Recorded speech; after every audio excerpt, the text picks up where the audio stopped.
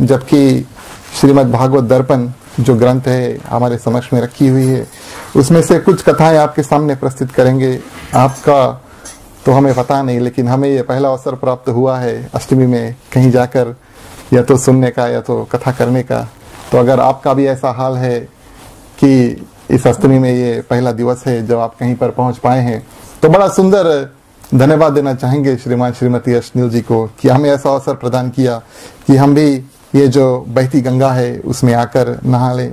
तो प्रिय श्रोतागण, श्रीमद् भागवत दर्पण जो ग्रंथ है वो तारने वाली एक ऐसी ग्रंथ है और इसमें भगवान श्री कृष्ण की जो सुंदर कथाएं हैं वो दसम स्कंद में यानी कि चैप्टर 10 में बताई गई हैं। और उसमें से कुछ कथाएं निकालकर खास तौर से भगवान श्री कृष्ण की जो बाल लीला है और उससे लेकर जब भगवान श्री कृष्ण वापस परलोक को जाते हैं, उतनी कथाएं श्री शैदा जी महाराज ने निकाल कर और इस ग्रंथ में लिख दिया है, जिसका नाम उन्होंने श्रीमद् भागवत दर्पण रखा है। दर्पण इस कारण से कि उन्होंने बताया है कि ये ग्रंथ एक शीशा है, एक आईना है, एक मिरा है, जिसको अगर आप देखेंगे तो जो प्रश्न का उत्तर आप चाहेंगे उसमें से मिल सकता है। तो प्रिय श्रोतागण, आज आप सभी का स्वागत करते हुए कहा गया है कि कथा में आने का अवसर बड़ा कम प्राप्त होता है। कभी कभी हमने एक बार कहीं हमने जब पढ़ा था तो कैलाश पर्वत जो है वो हमारे तीर्थों में से एक माना जाता है, तो लोग वहां पर जाना उचित समझते हैं। तो वहां पर जाने के लिए आपके दो रास्ते मिल सकते हैं। अगर आप चाहें तो आप हेलीकॉप्टर में भी जा सकते हैं, उड़ान भर कर जा सकते हैं। ये बड़ा सरल मार्ग है। आप एक ही दिन में वहां पर जाकर और आप कैलाश पर्वत का जो दर्शन है और उसमें चरण भूमि रख के वहां मंदिर में पूजा करके वापस आ सकते हैं। या तो आप 16 दिन यानी कि 16 डेज आप पैदल ट्रैक कर सकते हैं, क्योंकि वहां पर गाड़ी जाती नहीं है। तो एक संत ने बताया है कि हमें अवसर प्रदान हुआ कि दोनों रास्ते यानी कि हम हेलीकॉप्टर से भी गए हैं और हम पैदल भी जाकर वहां पर और हमने पूजा को करके आया है। लेकिन जो हमें शांति और जो मन में हमारी जो अभिलाषा वहां पर पैदल चल के यानी कि मेहनत परिश्रम करके वहां पर जाकर मिली है, वो हमें हेलीकॉप्टर में जाते हुए नहीं मिला है। तो हमारे फिजी में एक कहावत है कि लग्गी से पानी नहीं पियाया जाता है, आप सभी जानते हैं। तो जहां तक हो सके आप खुद आकर यहाँ पर और कथा में पार्ट ले सकते हैं। वैसे तो अगर आप कभी कभी संत महात्मा ऋषि जो भी होते हैं, पंडित जी बोलते हैं कुछ नहीं तो अगर कथा में नहीं आ पाए तो भाई आकर अंत में प्रसाद खा लेना। लेकिन हम आपको ये बात का गारंटी देते हैं कि आप कथा बैठकर पूरा सुनेंगे और अंत में प्रसाद खाएंगे और अंत में आकर प्रसाद खाएंगे, उसमें अंतर होगा, अवश्य अंतर होगा। क्योंकि भगवान की जो भक्ति है, जो कथा है, जो शब्द है, वो आप बैठकर यहाँ पर सुनेंगे और जो प्रसाद का जो अनुभव है, जो एक्सपीरियंस है, वो कुछ और अलग ही होगा। तो ऐसे इस कारण से प्रिय श्रोतागण, हम बैठकर यहाँ पर साथ में मिलकर के थोड़ा मेहनत करते हैं, दिन में खाना वाना बनाते हैं वगैरह, और आकर यहाँ पर बैठकर प्रिय श्रोतागण और कथा का जो श्रवण करते हैं। तो आज हम श्री भगवान कृष्ण की जो कथा है वो भक्ति के दृष्टि से यानी भक्ति के आंखों से देखेंगे। और श्रीमद् भागवत महापुराण में भक्ति के जो रूप है वो कुछ ऐसे बताए गए हैं कि कोई भी भक्त जो होता है प्रिय श्रोतागण, जाने अनजाने में प्रभु से इन 4-5 रूप से भक्ति करता है। कोई जो भक्त है वो एक प्रकार से भक्ति करता है, कोई एक और प्रकार से भक्ति करता है। अलग अलग प्रकार से भगवान की भक्ति की जाती है। तो उस पर थोड़ी सी चर्चा करेंगे और उसके बाद में भगवान श्री कृष्ण की जो बाल लीलाएं हैं, जो छोटे बच्चे की जो लीलाएं होती हैं, हम जानते हैं नटखट कन्हैया की जो कथा है वो सभी सुनना चाहते हैं।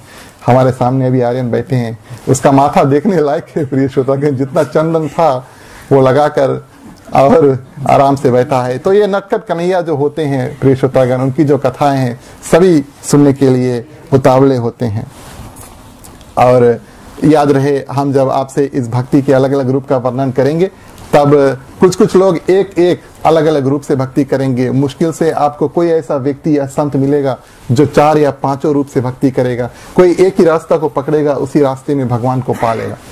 तो सबसे पहला जो भक्ति कहा गया है भागवत में वो माँ रूप भक्ति कहा गया है, यानी कि वत्सल्य भाव से जो भक्ति करते हैं, प्रेम का भक्ति करते हैं।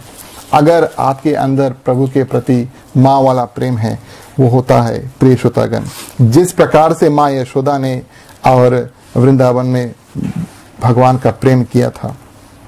तो जो प्रभु से ऐसे भक्ति को करते हैं, उसको अपने हृदय में बसा कर रखते हैं, वो प्रभु को एक बाल कन्हैया रूप में देखना चाहते हैं। अगर आप खास तौर से जो भारत के व्यक्ति के घर में अगर आप जाएंगे, आपको ज्यादातर दो अलग अलग रूप के लोग मिलेंगे। एक भगवान श्री कृष्ण के बड़े होने का पूजन करते हैं, उनके घर में ऐसा चित्र होता है जो भगवान श्री कृष्ण बड़े होते हैं। और कुछ कुछ ऐसे लोग होते हैं जो बड़े नहीं, सिर्फ छोटे नटखट कन्हैया के जो मूर्ति है और उसके जो चित्र है उसको लगाकर बाल कन्हैया का पूजन करते हैं। तो ऐसे भक्त जो होते हैं, जो छोटे कन्हैया का पूजन करते हैं, वो ऐसा प्रेम करते हैं, उसको कहा गया कि माँ रूप यानी कि वत्सल्य रूप का प्रेम करते हैं। तो बाल रूप भगवान कृष्ण को और भगवान मानकर और उनका ही भक्ति करते हैं। सरल रूप में प्रिय श्रोतागण, प्रभु की जो भक्ति है वो मोह रूप में आती है। जो भी माँ होते हैं उसको अपने जो बेटे है या बेटी है उससे प्रेम होता है, और उसी तरह से जैसे माँ यशोदा को भगवान श्री कृष्ण के साथ में होता है। तो ऐसे जो भक्त होते हैं वो भगवान को एक नन्हा रूप में मान लेते हैं और उसी में उसका पूजन करते हैं। ऐसा प्रेम यशोदा माँ ने श्रीमद् भागवत में दिखलाई है, और कन्हैया से उनका प्रेम इस प्रकार का होता है। श्री कृष्ण को भी और निर्मल कर देते हैं। कैसे गोकुल में प्रभु ने 5 नियमों का पालन किया। प्रिय श्रोतागण, कहने का ये मतलब है कि अगर कोई व्यक्ति भगवान श्री कृष्ण से ऐसा प्रेम करता है, वत्सल्य रूप यानी कि माँ मोह रूप में प्रेम करता है, तो भगवान श्री कृष्ण भी उनका सम्मान करते हैं। जब भगवान श्री कृष्ण गोकुल में रहे तब उन्होंने ऐसे 5 नियमों का पालन किया। शायद आपको एक कथा पता होगा, हम आपको संक्षिप्त में बताते हैं कि जब तक भगवान श्री कृष्ण गोकुल में थे तो माँ यशोदा के इस प्रेम के कारण उन्होंने ऐसे 5 नियमों का पालन किया है। सबसे पहला तो ये कि कितने साल तक भगवान श्री कृष्ण घर पर ही थे। उन्होंने गोकुल से कदम बाहर नहीं रखा। जो गांव होता है, जब निकलते हैं तब जाकर कंस को मारते हैं, लेकिन तब तक वो गोकुल में ही रहते हैं, अपने माँ के पास रहते हैं, अपने पिता के पास रहते हैं। तो श्रीमद् भागवत में कहा गया है कि 11 वर्ष तक और गोकुल में रहते हैं।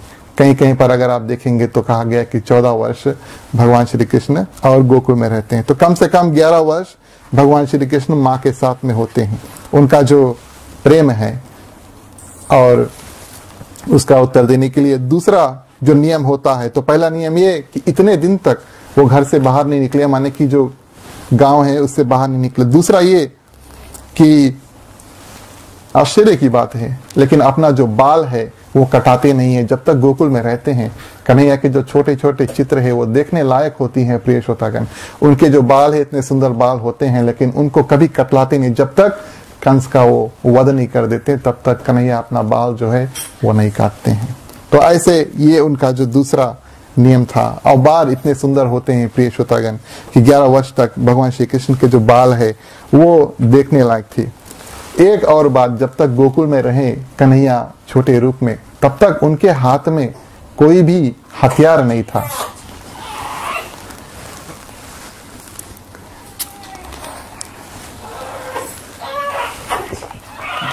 हथियार यानी कि जो शास्त्र होते हैं जिसको अंग्रेजी में हम वेपन कहते हैं, आप सभी जानते हैं। जैसे भगवान श्री राम के जो शस्त्र है वो धनुष बाण होते हैं, और भगवान श्री कृष्ण बाद में चलकर उनके हाथ में चक्र आता है, सुदर्शन चक्र जो होता है उनके हाथ में होता है।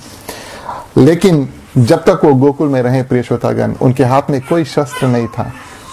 उन्होंने राक्षसों का वध किया है, सोचने वाली बात है। पूतना आती है और जो तृणावत का उद्धार करते हैं, यमला अर्जुन का उद्धार करते हैं, व्रतासुर आता है, बाकासुर आता है, आदासुर आता है, सबका उद्धार वो गोकुल में करते हैं, सबको मारते हैं, लेकिन उनके हाथ में कोई शस्त्र नहीं होता है। ये भी एक सोचने वाली बात है। तो एक संत ने पूछा कि उसके हाथ में क्या ऐसा होता है, कैसा हथियार होता है। भगवान श्री कृष्ण कहते हैं, अभी आगे हम आपको कथा में बताएंगे, कि कोई भी भगवान होता है, ये भी एक सोचने वाली बात है, कोई भी भगवान होता है उसके हाथ में कोई ना कोई हथियार होना चाहिए, नहीं तो लोग उनका पूजन नहीं करते। ऐसा होता है। भगवान श्री कृष्ण कहते हैं कि ब्रह्मा जी को देख लो, उनके हाथ में सिर्फ कमल का फूल है और एक पुस्तक है, तो कोई उसका बेचारा पूजन नहीं करता है। लेकिन देवी माँ दुर्गा की ओर देखे तो अष्टभुजा में जो हथियार है तो सब उसको नमन करके पूजन करते हैं। तो बोले हमारे पास भी एक हथियार होना चाहिए, जरूरी है। हथियार नहीं होगा तो कि हमारा पूजन नहीं करेगा। लेकिन छोटे पे यानी कि 11 वर्ष तक जब तक गोकुल में रहे तब उनका जो हथियार होता है प्रिय श्रोतागण, उनको बांसुरी बताया गया है। उनके हाथ में बांसुरी होती है और जो लोगों के जो दिल है, जो भक्तों के जो हृदय है, जो दिल है, उसको घायल करते हैं अपने बांसुरी की आवाज से। तो ये उनका हथियार होता है। लेकिन 11 वर्ष तक कोई ऐसा हथियार, अस्त्र शस्त्र, कुछ भी किसी भी प्रकार का जो वेपन जिसको कहते हैं उनके हाथ में नहीं होता है। और पूतना के जो प्राण है, जैसे कि हमने आपसे कहा, ऐसा नहीं है कि हाथ में हथियार नहीं तो किसी का वध उन्होंने नहीं किया।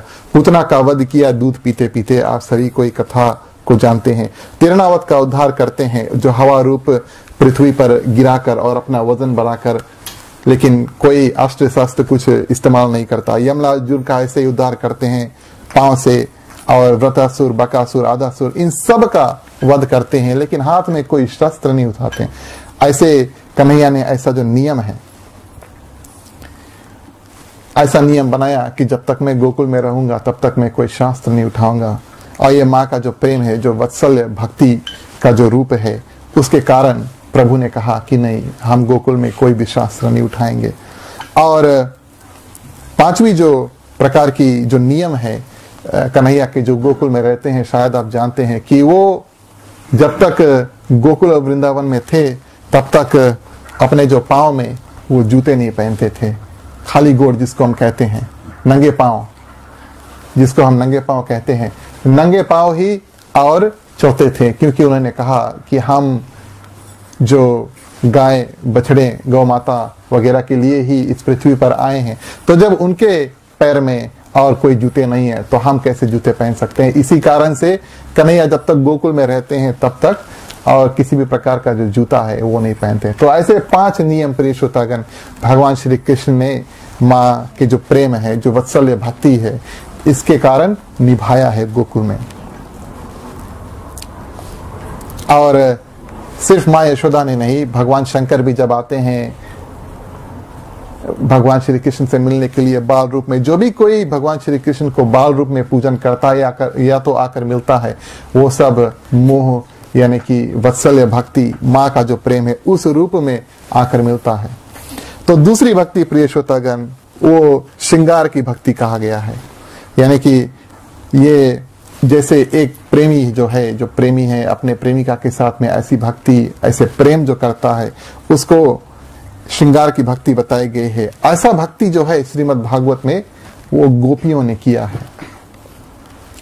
जो गोपियां प्रिय श्रोतागण भगवान श्री कृष्ण को भजती थी, उनके बारे में बात करती थी, ये श्रृंगार भक्ति कहा गया है। आश्चर्य की बात है, हमें अवसर मिला तो आपको आगे हम कथा में बताएंगे, लेकिन ऐसा कोई समय नहीं होता था जब भगवान श्री कृष्ण के बारे में गोपियां सोचती नहीं थी। कुछ काम भी करती थी तो कन्हैया का नाम लेती रहती थी।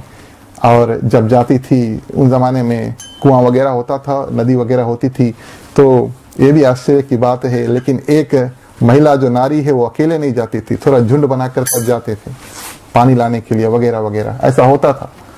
और ऐसे नहीं है कि गपशप बात करते जाते, नहीं, कन्हैया ने ये किया, कन्हैया ने वो किया, कन्हैया ऐसा है, कन्हैया वैसा है, कल मेरे साथ में ऐसा नटखट व्यवहार किया, ऐसे बात करते प्रिय श्रोतागण चलती हैं। रात को जब सोती हैं तो सपना भी देखती है तो कन्हैया की देखती हैं। तो ऐसे जो भक्त हैं, जो जिस प्रकार से पूजन करते हैं, जो श्रृंगार भक्ति उसको कहा गया है। आपको अगर समय मिला तो आगे उसके बारे में थोड़ा सा वर्णन करेंगे। तीसरा जो भक्ति है वो शांति रूप में कहा गया है। शांति का जो मंत्र है, अगर आप जानते नहीं थे तो आप यहाँ से जान जाएंगे। तुम ही हो माता पिता, तुम ही हो बंधु सखा, तुम ही हो विद्या दर्वनम, तुम ही हो श्रमम मम देव देवा। ये प्रिय श्रोतागण विश्व शांति का मंत्र है। तो जो लोग इस मंत्र द्वारा या शांति प्रति भगवान का प्रेम करते हैं, ये इस भक्ति एक प्रकार की जो भक्ति को बताया गया है। जो चौथी भक्ति है प्रिय श्रोतागण, वो मित्रता की बताई गई है। हाँ, दोस्ती जिसको कहते हैं, फ्रेंडशिप जिसको कहते हैं। सभी के पास कोई ना कोई दोस्त होते हैं। मुश्किल से ऐसा कोई आदमी होता है जिसके पास यहाँ पर कोई दोस्त नहीं होता है। सभी के पास कुछ ना कुछ रूप में और मित्रता होती है। भगवान के जो भक्त कुछ ऐसे होते हैं जो प्रभु को अपना दोस्त मानते हैं, ऐसे भी भक्ति होती है। तो ये चौथी प्रकार की भक्ति जो है वो मित्रता की भक्ति होती है। हमारे जो ग्रंथ हैं प्रिय श्रोतागण, उनमें कहा गया है कि अगर जीवन एक वृक्ष है, हमारा जो जीवन है अगर एक पेड़ है, उसके ऊपर जो दो पंछी बैठे होते हैं, दोनों बड़े सुंदर होते हैं और एक दूसरे के जो दोस्त होते हैं, लेकिन उन दोनों में फर्क है। एक डाली पर बैठा है, देखता है। देखिए भगवान और भक्त जो दोस्ती रूप में जो होता है, एक पेड़ पे एक डाली पर दो पक्षी बैठे हैं, एक सिर्फ देखता है, कुछ नहीं करता है, एक सिर्फ बैठकर देखता है उस डाली पर, और जो दूसरा होता है उस पेड़ का जो फल है उसको खाता है। एक खाता है, एक नहीं खाता है। ऐसे हमारे साथ में भगवान भी होते हैं प्रिय श्रोतागण। हमको देखते हैं, जीवन के जितने भी फल होते हैं उनको हम आराम से खाते हैं, लेकिन भगवान हमें देखते हैं। तो हम जीवन के ऐसे वृक्ष पर बैठे हैं प्रिय श्रोतागण, फल खा रहे हैं, लेकिन भगवान हमको देख रहे हैं मित्र के रूप में। अगर आप भगवान को अपना मित्र मानेंगे तो भगवान आपके साथ में खाता नहीं है, भगवान आपके साथ में पीता नहीं है, सोता नहीं, लेकिन फिर भी आपके साथ में है। बोलिए वृंदावन बिहारी लाल की जय। और मित्र रूप में प्रिय श्रोतागण, भगवान श्री कृष्ण के कुछ ऐसे दोस्त बताए गए हैं श्रीमद् भागवत में, जिनके बारे में शायद आपको थोड़ा सा ज्ञान होगा। तो जैसे भाव अर्जुन भगवान श्री कृष्ण के प्रति रखता था, वो मित्र भाव रखता था। बड़ी सुंदर बात है कि जब भगवान श्री कृष्ण अर्जुन को बुलाते थे, पुकारते थे, उनको अर्जुन नाम से नहीं पुकारते थे, उनको पार्थ कहते थे। पार्थ का मतलब होता है दोस्त, मित्र, और इस कारण से भगवान श्री कृष्ण उनको पार्थ रूप में पुकारते थे।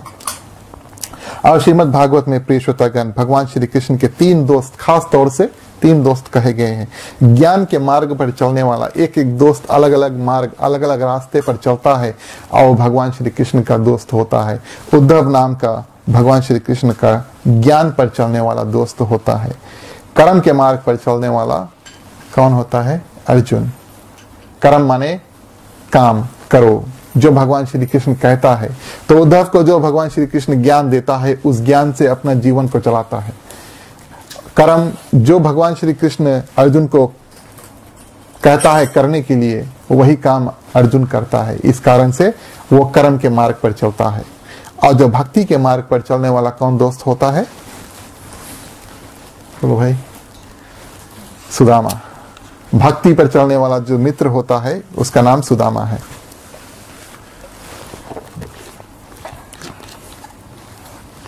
और पांचवी जो भक्ति है, संक्षिप्त में आपको बताएंगे, उसको दास भक्ति कहा गया है। दास रूप में भक्ति का सबसे प्रमुख यानी कि सबसे जाना माना रूप रामायण में से आता है। जैसे हनुमान जी भगवान श्री रामचरित मानस में दिखाते हैं। और तुलसीदास जी लिखते हैं, को तुम श्यामल गौर शरीरा, चित्र रूप फिरहु वन वीरा, कठिन भूमि कोमल पदगामी, कवन हेतु बिचरहु स्वामी। ये जब हनुमान जी भगवान श्री राम को सबसे पहले मिलते हैं तो ऐसे शब्द इस्तेमाल करते हैं, बड़ी सुंदर रूप से प्रिय श्रोतागण बात करते हैं। और अंत में क्या बोलते हैं, ये भी एक आश्चर्य की बात है, सोचने वाली बात है। आप कभी आजमाना, किसी से आप बात कर रहे होते हैं और आप थोड़ा ज्यादा बात करते हैं और कोई व्यक्ति सुन रहा है, तो या तो जो व्यक्ति आपके जो सबसे पहले जो आप बोलेंगे, स्टार्ट में जो बोलेंगे, वो बात याद रखेगा या तो अंत में याद रखेगा। ऐसा अनुभव करना कभी। तो अंत में जो यहाँ पर हनुमान जी कहते हैं, जो अंत शब्द है, अब चुप हो गए और भगवान श्री राम से अब चाहते हैं कि भगवान श्री राम अपना परिचय दें। अंत में कहते हैं बिचरहु स्वामी। कितने सुंदर रूप से, किस रूप से प्रिय श्रोतागण हनुमान जी भगवान श्री राम से बात करते हैं। ये दास भक्ति इसको कहा गया है, पांचवी प्रकार की भक्ति। कुछ कहते, भगवान श्री राम ने कुछ कहा नहीं, ना कुछ किया, लेकिन जैसे भाव प्रकट किया वो दास भक्ति कि मैं तुम्हारा दास हूं, मैं तुम्हारा सेवक हूं प्रभु, ऐसा भक्ति और ऐसा रूप में प्रकट करते हैं। अंत में ऐसा जो अपना जो सेंटेंस से जो वाक्य है ऐसे अंत किया स्वामी बोलकर। तो जो भी होता है प्रिय श्रोतागण, अगर आप अंत में किसी को गाली देंगे तो वही बात वो याद रखेगा, ऐसा होता है। जितना भी आपने अच्छा उससे पहले बोला होगा वो नहीं याद रखेगा, लेकिन अंत में अगर जो कुछ ना कुछ अनाप शनाप बोल दिया, बोले हमें ऐसे बोल दिया, तो अंत में प्रिय श्रोतागण और जो वाक्य बोलता है, जो शब्द बोलता है स्वामी रूप में, और भगवान श्री राम को अनुभव कराते हैं। चलिए प्रिय श्रोतागण एक छोटा सा संकीर्तन करेंगे, उसके बाद में और आज की जो कथा है उसको आगे बढ़ाएंगे। बोलिए वृंदावन बिहारी लाल की जय।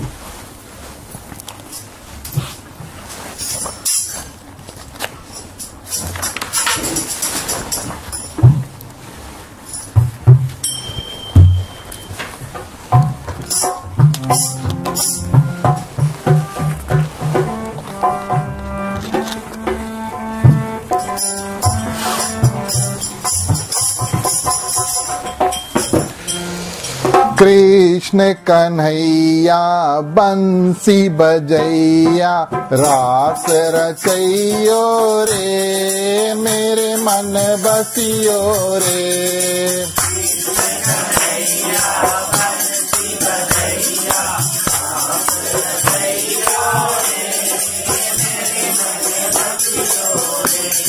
कृष्ण कन्हैया बंसी बजैया, रास रचैयो रे, मेरे मन बसियो रे।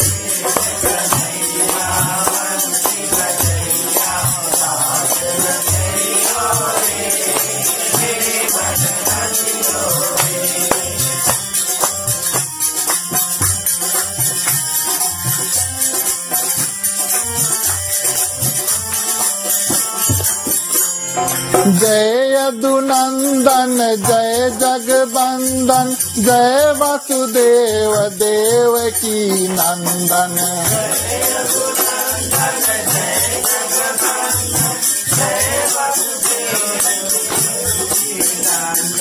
जय यदुनंदन जय जगबंदन, जय वासुदेव देवकी नंदन।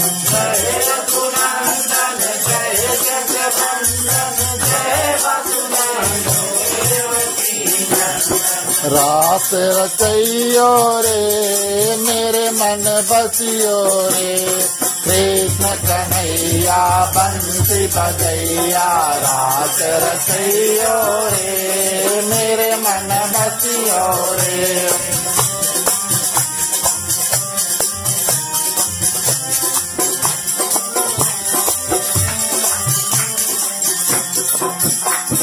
जय नत नागर नाथ नथैया, कृष्ण कन्हैया धेनु चरैया। जय नत नागर नाथ नथैया, कृष्ण कन्हैया धेनु चरैया। जय नत नागर नाथ नथैया, कृष्ण कन्हैया धेनु चरैया।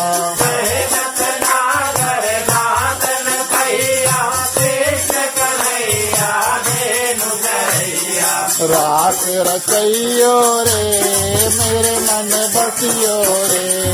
कृष्ण कन्हैया बंसी बजैया, रास रचैयो रे, मेरे मन बसियो रे।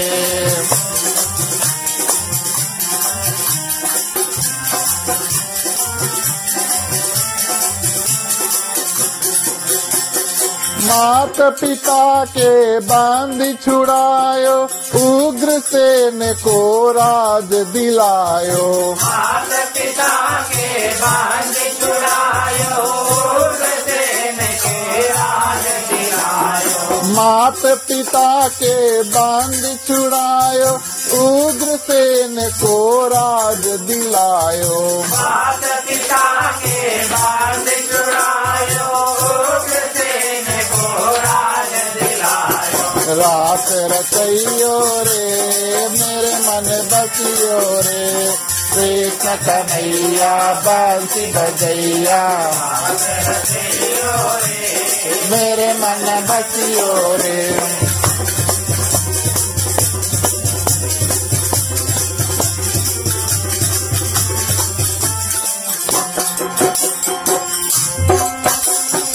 करी गोपिन संग रास विलासा, सबकी पूरन करी अभिलाषा। करी गोपिन संग रास विलासा, सबकी पूरन करी अभिलाषा। करी गोपिन संग रास विलासा, सबकी पूरन करी अभिलाषा। करी गोपिन संग रास विलासा, सबकी पूरन करी अभिलाषा। रास रचैयो रे मेरे मन बसियो रे,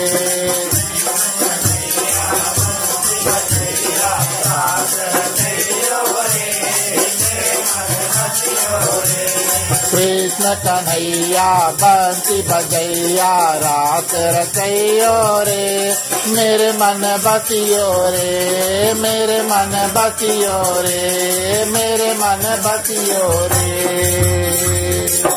बोलिए वृंदावन बिहारी लाल की जय।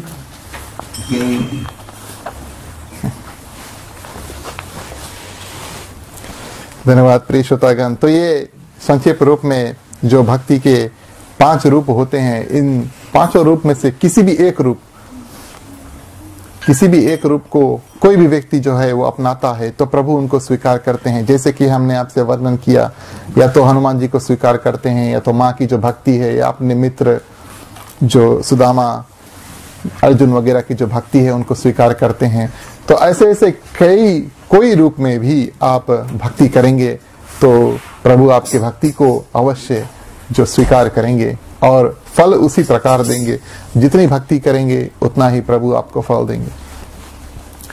और आगे प्रिय श्रोतागण बाल कन्हैया के कुछ लीलाएं आपसे वर्णन करेंगे। हमारे पास इतना समय नहीं है जितने बाल कृष्ण कन्हैया की कथाएं हैं, लेकिन आपसे कुछ संक्षिप्त में आपसे कुछ कथाएं ऐसे वर्णन करेंगे।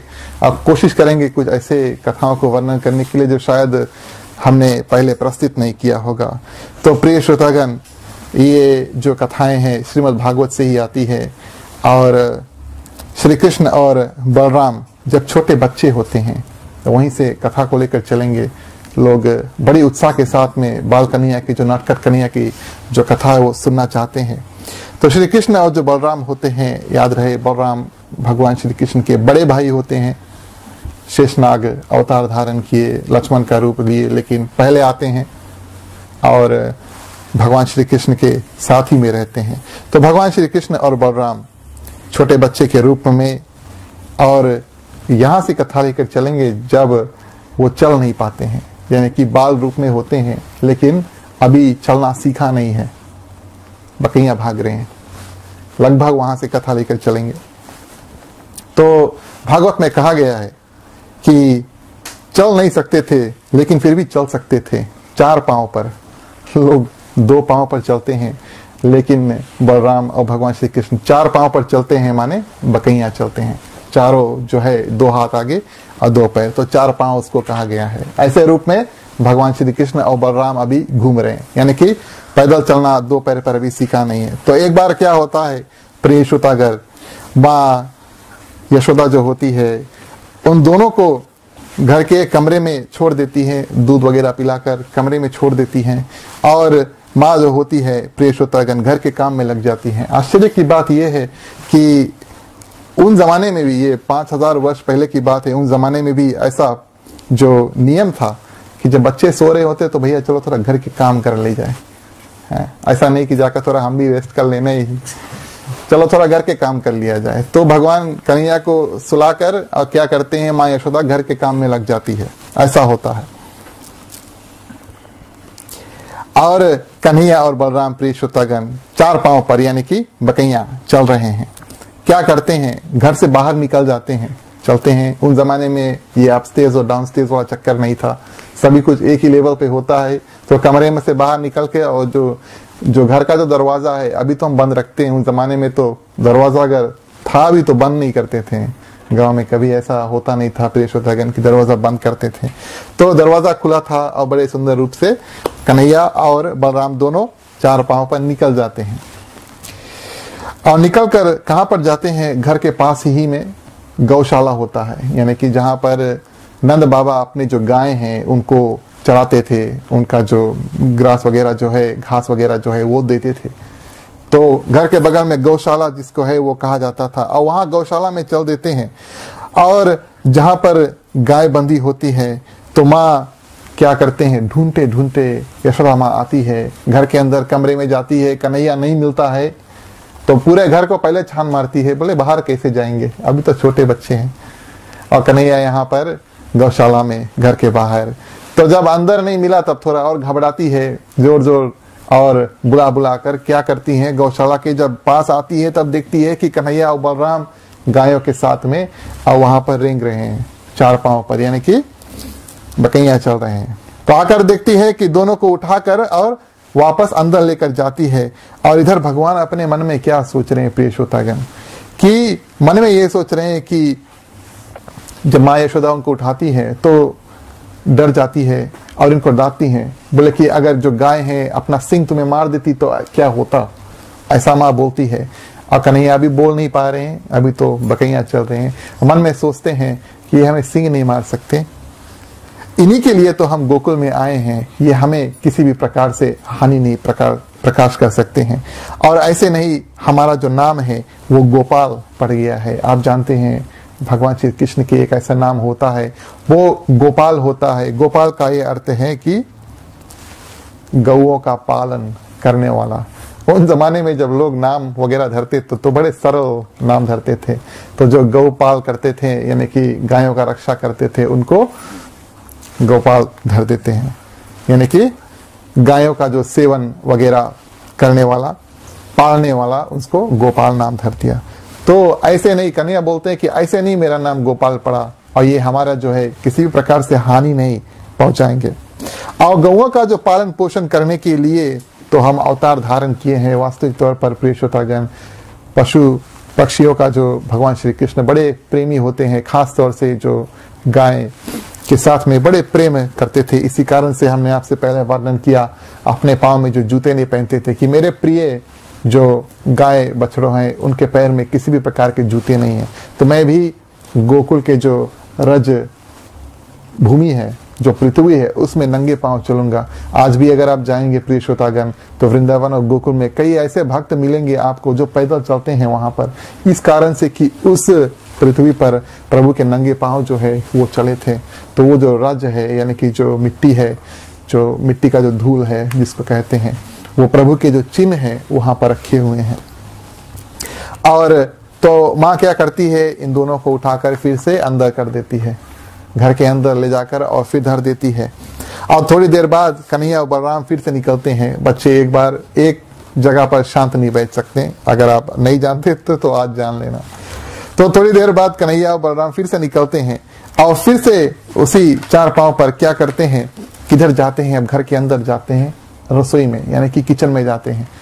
उस जमाने में जो रसोई जो होता है, अभी तो हम खड़ा होकर खाना बनाते हैं, अगर आपने पुराने जमाने का जो रसोई है, किचन वगैरह उसको देखा है तो वो सब नीचे फ्लैट होता है। माता जो है, स्त्रियां जो है, जो रोटी वगैरह भी बनाती हैं तो बैठकर बनाती थी। जो चूल्हा वगैरह है वो सब नीचे होता था। आजकल हम लोगों को खड़े खड़े ही हमारा जो तन वगैरह है वो सब पिराने लगता है, और उस जमाने में वो बैठकर खाना बनाती थी, ऐसा नियम होता था, आपको तो याद होगा। तो यानी कि जो किचन है, रसोई है, वहां पर जाती हैं। कहने का हमारा ये मतलब है कि कन्हैया जो है जाकर और क्या करता है, जो चूल्हा वगैरह है वो नीचे होता है, पृथ्वी पर होता है। कन्हैया अभी उठ नहीं, चल नहीं पा रहे, इस कारण से जाकर और जो आग में जो लकड़ी लगी हुई है उसको खींचते हैं, निकालने की कोशिश करते हैं। बच्चे नटखट होते हैं, हमने भी ऐसा किया था जब 6 वर्ष का था, उसका हमारा एक चिन्ह हाथ में लगा है। तो बच्चे नटखट होते हैं तो क्या करते हैं, जाकर और जो लकड़ी है उसको खींचते हैं। कन्हैया जाकर और बलराम पीछे पीछे, कन्हैया हमेशा आगे होता है, बलराम पीछे होता है, लकड़ी जाकर खींचते हैं। और जब निकालते हैं और इधर उसी समय पर माँ आ जाती है, फिर से इन दोनों को उठाकर और लेकर जाती है। फिर से डर जाती है, तुम लोग अगर जल जाते तब क्या होता है, अंदर ले जाती है। और इधर कन्हैया माँ के गोद में और अंदर जा रहा है, सोच रहा है कि मैं ये जो आग है इससे जल नहीं सकता, कि मेरे ही मुख से जो अग्नि है वो प्रकट हुई है। तो ये जो अग्नि जो हमारे समक्ष है, जिसका हम इस्तेमाल करते हैं, वो वास्तविक तौर पर भगवान विष्णु के मुख से यानी मुंह से प्रकट हुआ है। तो वेदों में ऐसा कहा गया है, मुखद अग्नि जायते, यानी कि माँ अंदर लेकर जाती है और क्या करती है, खाना फल खिला देती है। तो कन्हैया सोच रहे हैं कि अरे हम इस आग से जल नहीं सकते, क्योंकि मेरे ही मुख से तो ये आग निकला है, तो ये हमें कैसे जला सकती है। लेकिन बिचारी नादान माँ ये सब बात क्या जाने, उठाकर कन्हैया को फिर से लेकर जाकर और अंदर धर देती है। इस बार क्या कर देती है, थोड़ा फल फूल वगैरह दे देती है कि तुम कुछ फल फूल यहाँ पर बैठकर खाओ। कुछ खवा देती है और कुछ वहीं पर छोड़ देती है कमरे में, और फिर अपने काम में लग जाती है। उस जमाने में बहुत काम होता था घर में, आजकल थोड़ा कम है शायद। तो जब माँ काम में लग जाती है तो कन्हैया और बलराम क्या करते हैं, फिर से निकलते हैं, उठते हैं, कोशिश करते हैं चार पांव पर, और उसी कमरे में जो खिड़की होती है उस खिड़की के पास जाकर, जैसे कि दरवाजा जो होता है वो हमेशा खुले रहता था, उस जमाने में खिड़की भी हमेशा खुली रहती थी, और खिड़की के पास जाकर क्या करते हैं, बानरों को बुलाते हैं। वृंदावन गोकुल में जो बानर जो होते हैं, बानरों को बुलाकर और क्या करते हैं, जो फल वगैरह माँ ने इनको खाने के लिए छोड़ा था वो बानरों को खिलाते हैं। केला है, आपूर वगैरह, उसको खिड़की द्वारा बानरों को खिलाते हैं। और माँ जब आती है फिर थोड़ी देर बाद देखने के लिए कि बच्चे सो रहे हैं या नहीं, तब देखती है कि कन्हैया ऐसे जो खिड़की है उससे बाहर, और बानर वहीं पर बड़े प्रेम से केला वगैरह खा रहे हैं। तो माँ आती है, सबसे पहले डंडा उठाकर उस बानर को भगाती है और फिर से कन्हैया को डांटती है, बोले क्यों। और जो बानर है उनके जो दांत होते हैं, इतना नजदीक मत जाना बानर के दांत देखने के लिए, लेकिन हम आपको बता देते हैं, हमारा विश्वास कर लेना, उनके जो दांत होते हैं बहुत चोक होते हैं। तो माँ बोलती है कि इनके जो दांत हैं अगर तुम्हें काट लेती तब क्या होता। और इधर कन्हैया मन में सोच रहे, बेचारा भी बोल नहीं पा रहा, इस कारण से सिर्फ मन में सोच रहे हैं कि यही बानर थे जो हमें सहायता किए थे जब हम राम रूप में आए थे। और मेरी ऐसी गति थी उस समय जब हम अयोध्या में आए थे और जब वन में थे कि हमने इन बानरों के प्रति कुछ नहीं कर पाया। इन्होंने हमारी सहायता की लेकिन हम इनको कुछ नहीं दे पाए। जो भी हीरा मोती हमने देने को कोशिश किया तो बानरों ने उनको इकरार कर दिया, उन्होंने कहा नहीं। जंगल में रहने वाले बानर वो हीरा मोती क्या करेंगे। तो हम इनको इस कारण खिलाते हैं कि जहां वन में थे, जब हम युद्ध में जा रहे थे, हमारी सहायता किया और हमें खाना वगैरह प्रदान किया, यही बानर ने हमारे खाना वगैरह प्रदान किया, इस कारण से हमको खिलाते हैं। लेकिन माँ को ये बात बता नहीं पा रहे। और जब माँ फिर उनको रखकर चल देती है तब कन्हैया और बलराम क्या करते हैं, अब घर के अंदर घूमते हैं, नंद बाबा के कमरे में जाते हैं। दिन होता है, नंद बाबा बाहर होते हैं, नंद बाबा के कमरे में जाते हैं और क्या करते हैं, नंद बाबा के पास एक तलवार होता है। आजकल भी लोग कभी कभी अपने जो बिस्तर वगैरह है उसके नीचे डंडा या चाकू वगैरह रखते हैं, और रखना जरूरी भी है। तो नंद बाबा भी क्या करते हैं, अपने कमरे में तलवार रखते हैं ताकि कुछ अनहोनी अगर रात को हो जाए तो कुछ नहीं तो वो जानते हैं कि क्या है। और जो तलवार है, कन्हैया उस तलवार को अपना जो तलवार का जो रखने वाला झोली होता है उसमें से निकाल कर तलवार के साथ में खेलने लगते हैं।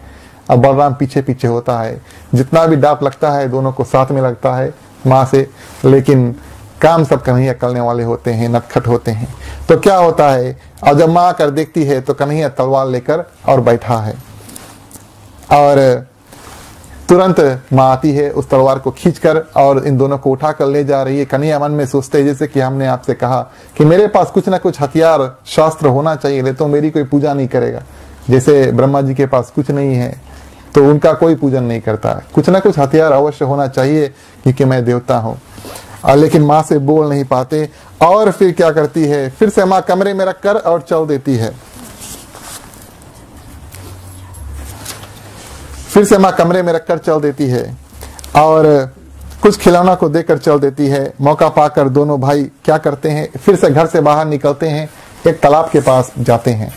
घर के पास में एक तालाब होता है, वहां पर जाते हैं और उस तालाब में कमल का जो फूल है वगैरह है वो होता है, उसमें कुछ मछली है, वो तैरते होते हैं। और कन्हैया क्या करता है, तालाब के पास जाकर मछलियों में कुछ देखने की कोशिश करता है, तब तक माँ वहां पर आ जाती है और इन दोनों को उठा लेती है। बलराम पीछे पीछे होता है, इन दोनों को उठा लेती है और डांटते हुए फिर से अंदर लेकर जाती है कि पानी में अगर तुम गिरकर डूब जाते तो क्या होता।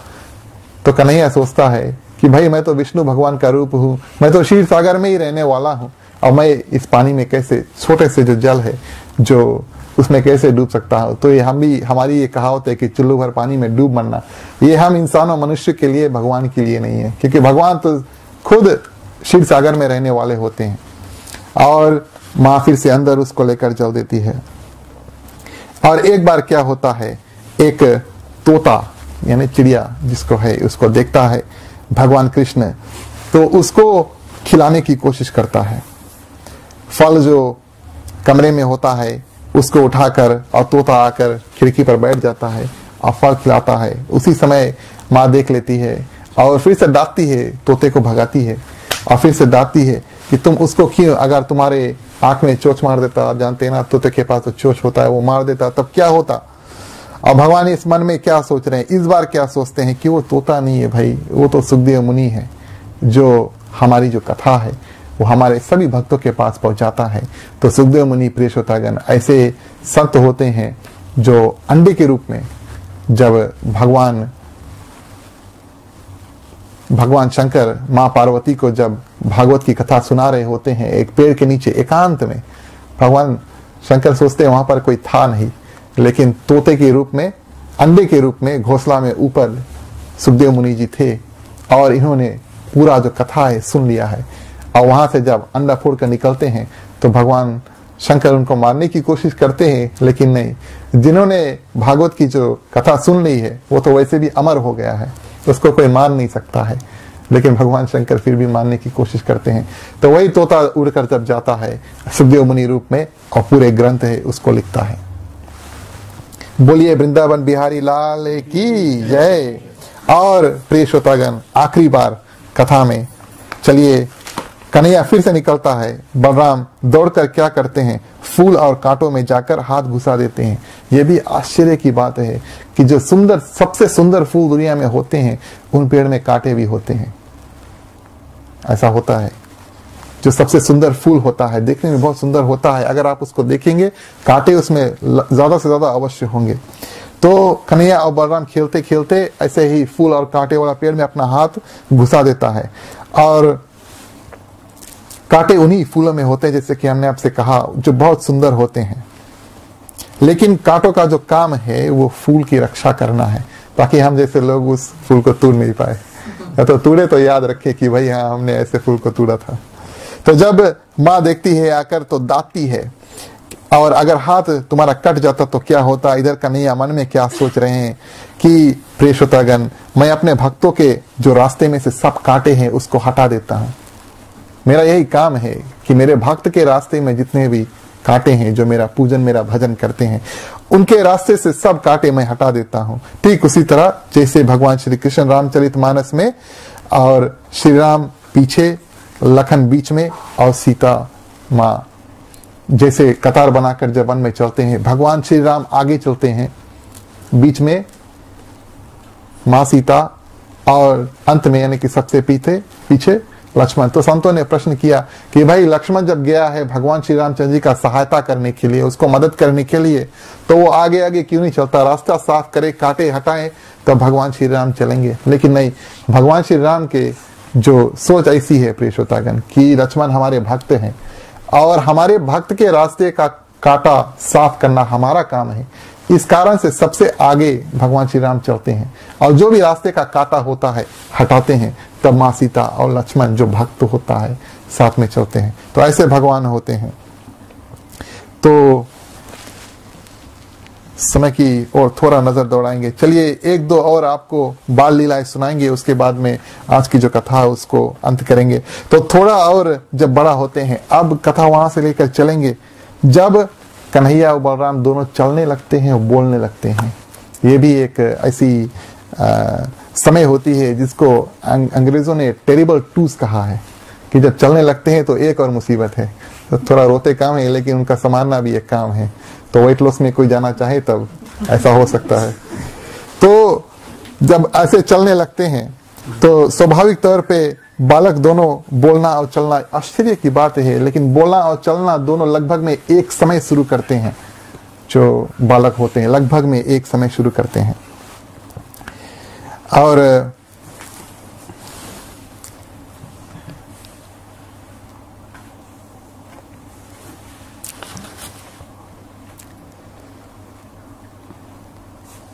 तो जब कन्हैया चलने लगता है प्रिय श्रोतागण, तब क्या क्या तमाशा करता है, चलिए आपको वर्णन करते हैं। एक दिन क्या करते हैं, और जो गोपियां हैं वो पानी भरने के लिए जाती हैं, उनके मुखारबिंद से आपको कन्हैया की जो कथा उसको सुनाते हैं। तो गोपियां जो है वो पानी भरने के लिए जाती हैं, ज्यादातर अकेले नहीं जाती, झुंड बनाकर जाती हैं। तो थोड़ा बातचीत हो जाता है, थोड़ा गांव का जो इधर का बात उधर वगैरह सब होते रहता है, लेकिन ज्यादातर जो गोपियां हैं जब बात करती है तो कन्हैया के बारे में बात करती है। तो जब कन्हैया चलने लगता है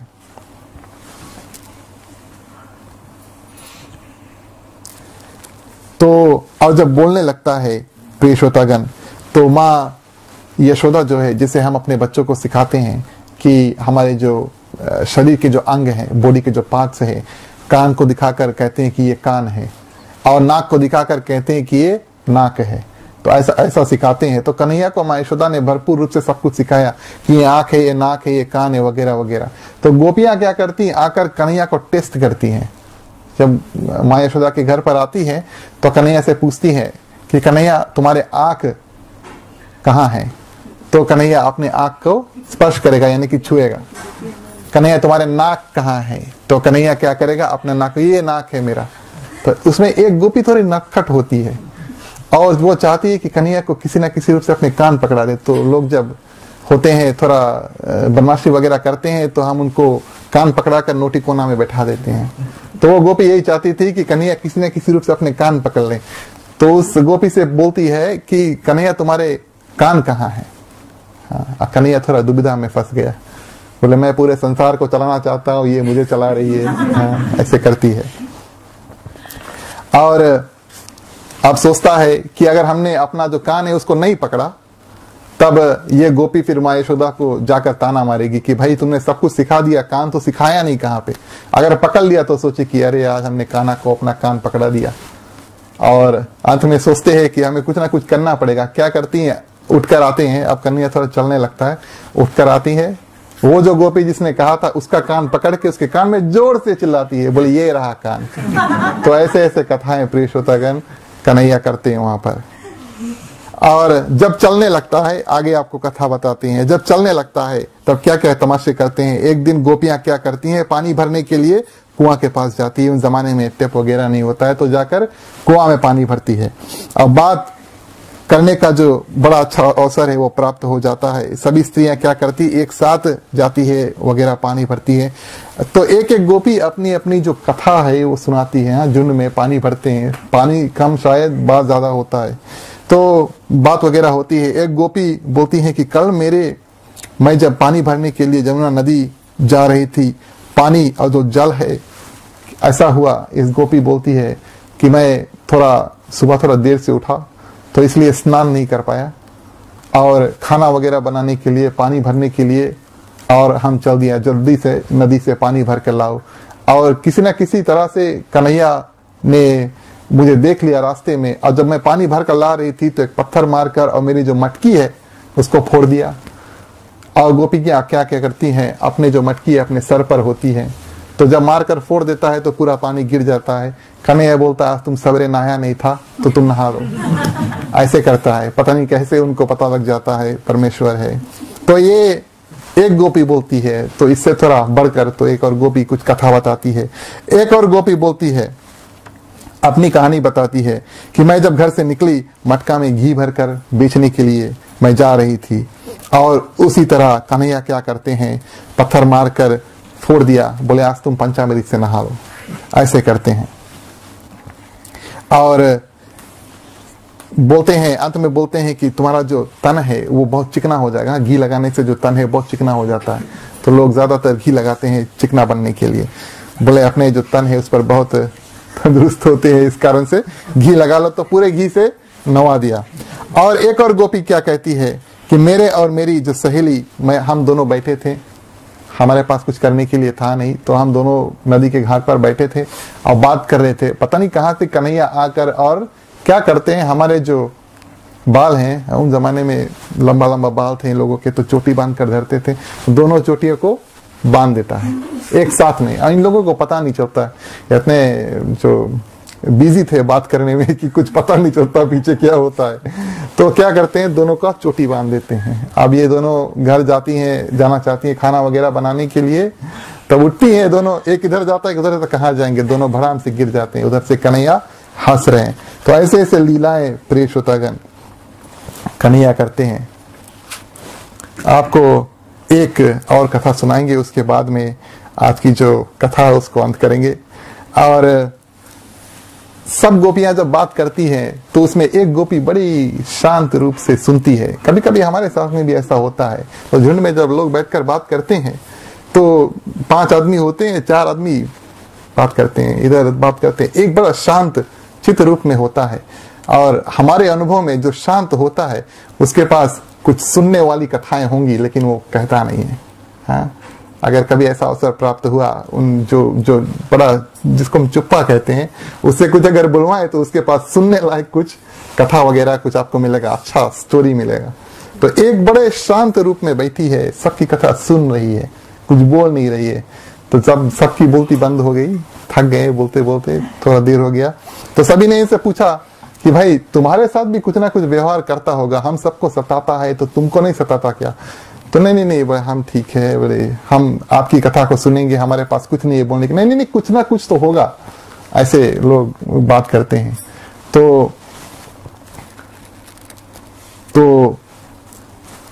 ये गोपी बोलती है कि नहीं, और तुम सब अपनी अपनी कथा सुनाओ और मैं आराम से बैठकर सुन रही हूँ। तो गोपियां क्या कहती हैं कि ऐसे थोड़ा चलेगा, तुमको सिर्फ सुनना थोड़ा ही है, तुम्हें हमें अपनी जो कथा है उसको भी बताना पड़ेगा। और तब ये जो गोपी बड़ी शांत बैठती है, बोली कथा हमारे पास एक बड़ी कथा है, लेकिन बताने में हम बड़े शर्माते हैं। अगर ऐसा कोई आपसे बोल दे कि हमें थोड़ा शर्म है बताने के लिए, तो थोड़ा और सस्पेंस हो जाता है, बोले नहीं अब तो बताना पड़ेगा, हाँ इतना जान गया है, थोड़ा अब हमें बताना पड़ेगा। तो सभी गोपियां जब उनको बार बार बोलती हैं, थोड़ा चिरोरी वगैरह करती हैं, तब धीरे से ये गोपी अपनी जो कथा है उसको बताती है, बड़े फुसलाने पर और शर्माते हुए बताती है। बोले ऐसा हुआ कि एक दिन वो, भागवत में प्रिय श्रोतागण गोपियां अपने पति का नाम नहीं लेती हैं, तो ये जो एक दूसरे से बात करती हैं, जब अपने पति को बताती हैं तो बोले एक दिन वो ऐसा कहा, हाँ तो एक दिन वो बोले, वो का मतलब है कि हमारे पति, मेरे पति, एक दिन वो क्या करते हैं, बोले एक दिन वो रात देर तक काम किया तो थोड़ा थक गया, काफी थक गया, और यानी कि उसके पति जो थे वो रात को देर तक काम किया, थक गया, और क्या किया, हम दोनों सोए रहे थे और थकान के कारण, दोनों थक गए थे, थकान के कारण सुबह थोड़ा देर हो गया उठने में। ऐसा हुआ कि हम दोनों सो गए और थोड़ा देर हो गया, हम सोए रहे थे और पता ही नहीं चला कब कन्हैया आते हैं खिड़की के रास्ते से, खिड़की सबका खुला रहता था, कन्हैया आते हैं खिड़की के रास्ते से, क्या करते हैं, ये जो गोपी होती है, गोपी का जो बाल होता है उसको पकड़कर, और उनके जो वो होते हैं, उनके जो पति होते हैं, उनके जो दाढ़ी है उसको बांध देते हैं। ये दोनों सोए रहे हैं। उस जमाने में जो लोग होते हैं अच्छी सुंदर दाढ़ियां उनके पास होती हैं, हम तो एवरीडे निकाल देते हैं, लेकिन उस जमाने में बड़ा सुंदर दाढ़ी होता है, तो लंबा दिखने वाला दाढ़ी था। वो जो पुरुष थे, मर्दों का जो शान उसको कहते थे। अरे नहीं बाल नहीं कटवाएंगे, जब कुछ होएगा यानी कि किसी का मृत्यु होगा तभी कटाएंगे बाल, ऐसे नहीं। तो लंबा दाढ़ी होता है और इस गोपी के पास लंबे लंबे बाल, कोई उस जमाने में बाल नहीं काटता था।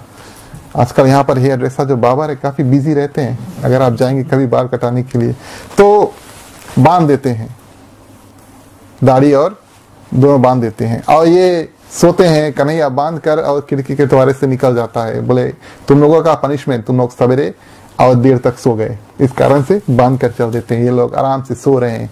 एक गोपी बाहर आती है और इस गोपी को घुराती है, बोले पानी नहीं लेने जाना, सुबह घर में खाना बनाना है, तो झुंड बनाकर जाने हैं पानी लेने के लिए।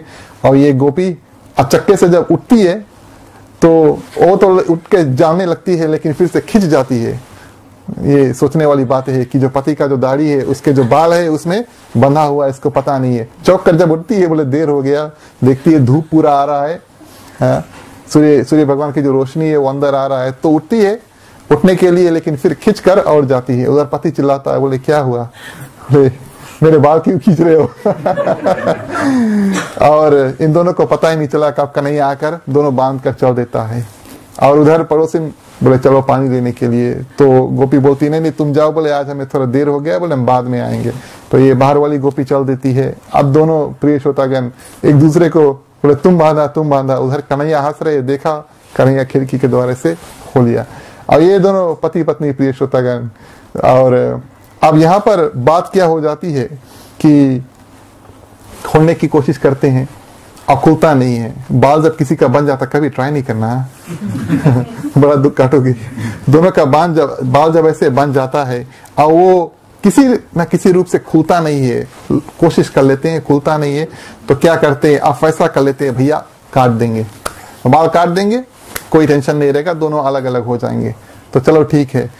और जब उठते हैं कैंची को ढूंढने के लिए, ये भी एक पुरानिक बात है कि जब आप किसी चीज को ढूंढ रहे हैं तो वो मिलेगा नहीं, तो थोड़ा समय लग गया भैया कैंची खोजने में, वहां पर 2-4 बात और इधर से उधर हुआ, अब दोनों थोड़ा टेंशन में हो गए। और जब कैंची मिल गया प्रिय श्रोतागण, तब यहाँ पर बहुत बात खड़ी होगी, भैया बाल काटे तो किसके काटे। पत्नी ने बोला हमारे बाल नहीं काटना, बोले हमारा बहुत सुंदर बाल है। पति ने बोला ये हमारी जो दाढ़ी है हमारी शान है, और इसको नहीं काटेंगे नहीं तो वहां पर हमें जब मिलेंगे 2-4 लोग, जब हम जाएंगे काम करने के लिए, तो पूछेंगे भाई बाल क्यों काट दिया। और अंत में क्या करते हैं, संक्षिप्त में आपको कथा बताते हैं, बीच में से काट देते हैं, थोड़ा बाल इसका कट जाता है, थोड़ा बाल उसका कट जाता है। तो प्रिय श्रोतागण, कन्हैया ऐसे ऐसे नटखट अदाएं, नटखट कथाएं वगैरह और वृंदावन में करते हैं। इसी कारण से प्रिय श्रोतागण, गोपियां प्रेम रूप में उनको इस प्रकार से पूजन करती हैं। बोलिए वृंदावन बिहारी लाल की जय।